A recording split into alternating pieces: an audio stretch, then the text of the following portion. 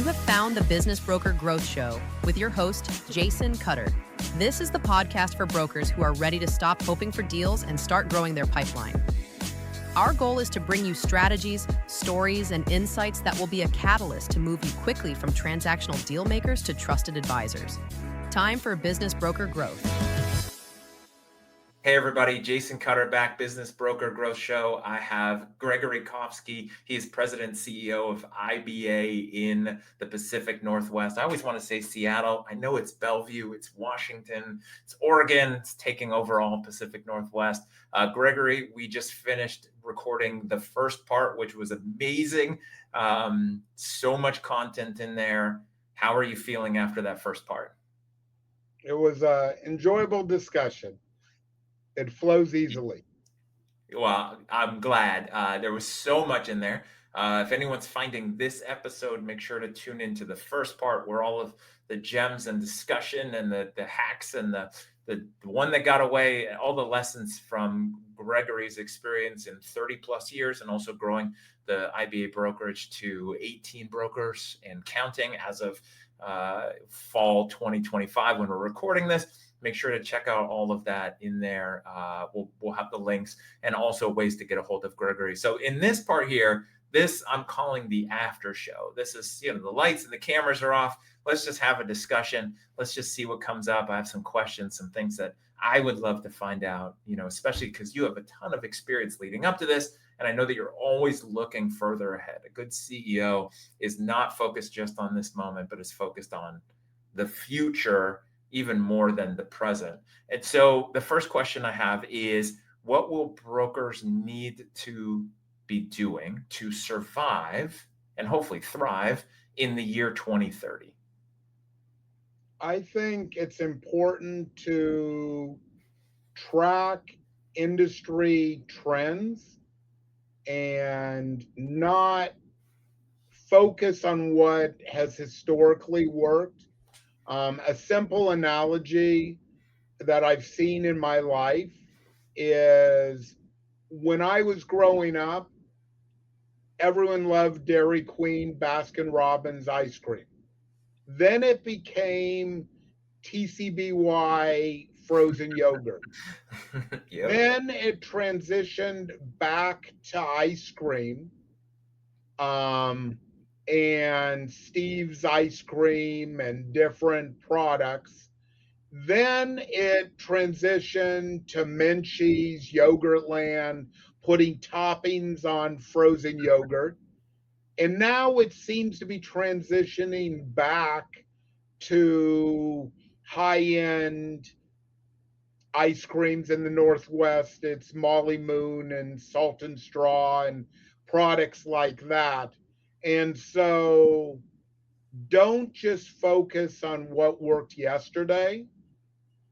Constantly be looking for what's emerging tomorrow so you can sell both historical financial performance, but appreciation ability in a marketplace. Maybe someone has a great concept or a great product or service that has legs for growth, and you can highlight that as a business broker.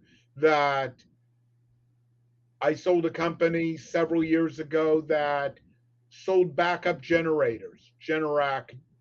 Well, with taxing on the power grid and rolling blackouts in parts of the country, that type of appliance is now more prevalent than it was at homes as an attachment to your house. That was an opportunity that buyer saw, and they've continued to grow the company. Yep. Makes sense. So looking ahead, industry trends. Yeah, it's always, you gotta pay attention to those cycles and what consumers, what a business customers are going to want and where that might evolve. Obviously be careful, not to assume too much, but just be aware of those trends and seeing what happens. I love it. Now, number two, we talk about this. I think this is important, especially right now. Again, if we look at an era when you started 30 plus years ago and the technology that was available in the world of M&A versus now, what do you think the number one tech shift is coming to M&A still, or on the precipice, or in play right now? Well, I think it's pretty obvious that it's AI. And it's a blessing and a curse as a tool. So IBA is also a commercial real estate firm. So we have the ability to sell a business and the associated real estate when it's owned by the same ownership in one package. Well, AI is really good for us in that if we need to find the cap rate for industrial property in Hillsboro, Oregon, or Everett, Washington, AI will give us that much easier than historical research required because the data is there to produce it. Now, on business brokerage, the lack of local public information on sales can be problematic in that, for example, some states have a state income tax, even municipal taxes, and some do not. So if you're looking at a business in the Bay Area, the tax rate is higher, the labor rate is higher, the occupancy cost is higher. If you're looking at the same business model in Nevada, that is not true. So be careful with AI if you're pulling data, if it's conglomerate and pulling data points from areas that are not relevant, it could end up with a bad tasting stew at the end of the day because you've added ingredients into the mix that are not appropriate. Got it. So always be aware of that. AI, obviously, like you said, it's a great, powerful tool for some things, and then it's not effective in other ways. Funny side note: we're recording this this morning. I was going through LinkedIn and I saw one of your brokers post something. She was not happy. It was basically a cautionary post about, I think there was a buyer or a buyer's broker who took the confidential information, dumped it into AI to get questions to ask, and then spit that back out. And not the right thing to do with AI, where you're feeding it confidential information, which I know it's a big thing for you and the brokers, right? It's like when to use it and when not to use it. Well, who do you do business with? People you know, like, and trust. If you're engaging with a computer as a seller, as the questioner, are you building rapport that will make you someone that seller knows, likes, and trusts as a buyer and wants to do business with? Yeah, it's true, right? And so it's where understanding the power and the value, and then where the human element comes in, which is important. So next question here. So this is, like I said earlier, it's fall, it's October 2025 when we're recording this. What's the biggest lesson you've learned so far this year? I don't know if a unique situation has developed, but it's an age-old situation in that expect the unexpected. As we're recording right now, we have a government shutdown. That impacts SBA loans. It can impact transfer of federal contracts. We have a business we're selling that has a Navy component as far as a customer. People may not be working at the same pace or even working at all. I wouldn't say approving the assignment of a vendor relationship at the Navy is an essential business. So those type of things, we've had government shutdowns before in my 31 years and we've navigated through them, but the world is revolving, it's ever changing, and what worked yesterday may not work today, or you may need, you're in Florida, put plywood on your windows and block out that amazing view that was the reason you bought the house. It's not going to be there forever, but probably makes sense to have plywood on the windows right now. Yeah. Yeah, I love it. So expect the unexpected. I think that's important, especially when things seem to be going well, when there's complacency or everything's just running smooth, then these kind of things like a government shutdown that no one would have forecasted or assumed would actually happen, because it's very rare that it does happen. It's threatened a lot, but it doesn't happen, right? Even this year, 2025, with tariffs being the big conversation and always in flux, right? It's like, expect the unexpected and then, adjust and move through it.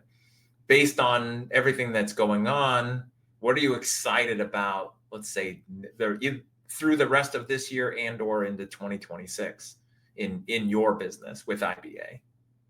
It is a wonderful marketplace for business brokerage right now. We have baby boomers, we call it the silver tsunami, who are retiring and wanting to sell their businesses. So in any transaction, you need supply and demand. So we have good supply right now with people selling businesses they've never sold before. I mean, they may have owned this for 20, 50 years in some cases, that are coming to market where maybe it went through two generations. I had a transaction of that nature where the third generation doesn't want to stay with the company, and finally it's selling. So supply is good. Buyer demand is at the highest level I've ever seen in 31 years. And it's made up of four components that I've identified. So, first component, starting at the high end, private equity, corporations, family offices, they have trillions of dollars on the sideline that wants deployment for high returns, growth by acquisition. So they are looking for both platforms and bolt on acquisitions. And they are going smaller in transactions than I've ever seen, where maybe they wanted a $2 million EBITDA company and now maybe they're buying a $1 million EBITDA company. The next group, unfortunately, we touched on AI, some economic turbulence. People are getting laid off in their 50s, 60s, who may not have the capital to retire. They have a net worth, they have great experience and knowledge. They may not want to relocate because of kids or spousal employment or family or community attachments. So they are problem solving through acquisition businesses. You're 58 years old, you want to work till full Social Security retirement age at 67. You end up buying a business where you can run it for 10 years. And then the beauty of buying a business is you have an exit value. You can't sell a job. So, and you have guaranteed employment. So that demographic exists in America, where companies, tech is big up in the Northwest, are either becoming more efficient with AI or replacing higher paid employees with lower paid employees in a transition. The third group, which is exciting, and we've talked about podcasts like the All In podcast and different things, younger people are wanting to be founders, owners at a high level. When Jason and I graduated college, you wanted to go work for big corporate America with all the benefits and OPM money to travel. Well, Yeah. that still exists, but a lot of children, my 22-year-old is an influencer who he aspires to be a founder entrepreneur. He's working right now and happy and doing well, but will he be in corporate world 15 years from now? I would say it's a low probability. He'll probably do 5 to 10 at least, and then he will do his own thing. And I think many people sub 40 don't aspire to get the gold watch and spend their whole career with one company. And then the last one is also exciting. My wife's an immigrant, my family are immigrants. There are a lot of people who want to do entrepreneurship um, as their path to enter the American economy as immigrants. It's much harder to get hired by Boeing or Microsoft or Nike or Intel as a immigrant into this country. It's much easier to start a business or buy a business Yeah. and enter that way. An interesting buyer I met with left Ukraine. He was in the construction industry and knew he wasn't going to be building apartments for a few years in Ukraine. And he hasn't bought a business yet, but was looking at our inventory in the construction segment as a vehicle to immigrate to the country and continue to do what he knew and was good at, because it wasn't a productive time to do that profession in the country Ukraine. Yeah, makes sense. I think that's when you talk about what's exciting. Obviously, you have an increasing inventory to sell and a very hungry buyer side inventory and population from different angles. It's definitely a fascinating, exciting time for the business, like you said, in 31 years, seeing it in this perspective and how it's changed. Last question for this after show, for this extra segment. If you could wave a magic wand and have one marketing related thing for the business to be done automatically, what would it be? Great question. I paused for a second to think, but I think it's an age-old problem for salespeople is you can only meet or talk to one person at a time, and constant frustration in hours of the day. If you want to provide high level customer service and engage with people, that 10-minute phone call ends up being a half hour and you repeat that. Um, if you had a magic wand for all of us, Jason, is there a way that, like you can listen to a podcast at 1.2 or 1.5 speed, can you work through your day at that type of rate? It's tough because you can't accelerate those phone calls in that way. I do have some friends where we send voice notes, especially through things like WhatsApp, and WhatsApp allows you to listen to voice notes back and forth at 2x speed. And so that's how I optimize that stuff. But if it's relational things, if it's talking, if it's things like this, that part that I know of, wouldn't want technology or AI to mess with that too much, but I'll see what I can do. Yes. Again, that's how many of us have the day get away from us. I mean, you Yeah. start with a to-do list and it's 4 o'clock and you're looking at your to-do list and say, what have I done today? Yeah. What have I done? I didn't get anything done. What did I actually do? That is definitely a conversation and a topic for another podcast and another training and a whole nother session about time management and things like that and task management. So, but it's interesting too with what you're saying is having one conversation at a time. Is you and I know both feel the same way, which it's all about the human to human. It's all about relationships. It's all about the conversations. It's all about the other person. And so really the question is how do you get everything else done for you or quicker so that you can just focus on humans, right? As a human, when everyone's worried about AI taking jobs, AI is going to take tasks, but what's going to be left is humans interacting with humans. Hopefully. Well, and I think that protects sales because you need dynamic engagement.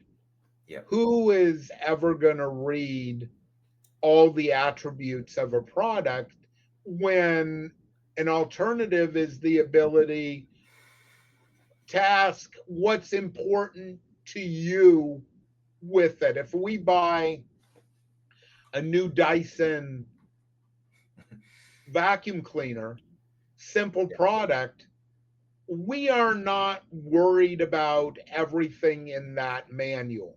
We want to know how to do the elements that we need, and we'll learn the rest. And if we have an issue, we will, how does this attachment work or whatever it is, we will pull out the manual at that point. But it's overwhelming, and everyone still loves a mentor or a professional salesman to be the help desk and to answer the questions in real time and maybe explain something multiple times, but using different verbiage because different verbiage resonates with different people. Yeah, so true. I mean, that's why, especially in the industry you're in, AI is not going to replace business brokers anytime soon. It just can't. It's like going back to what we started talking about in the beginning of the first episode. There's just too much. It's too complicated. Every business and every location is dynamically different than everything else.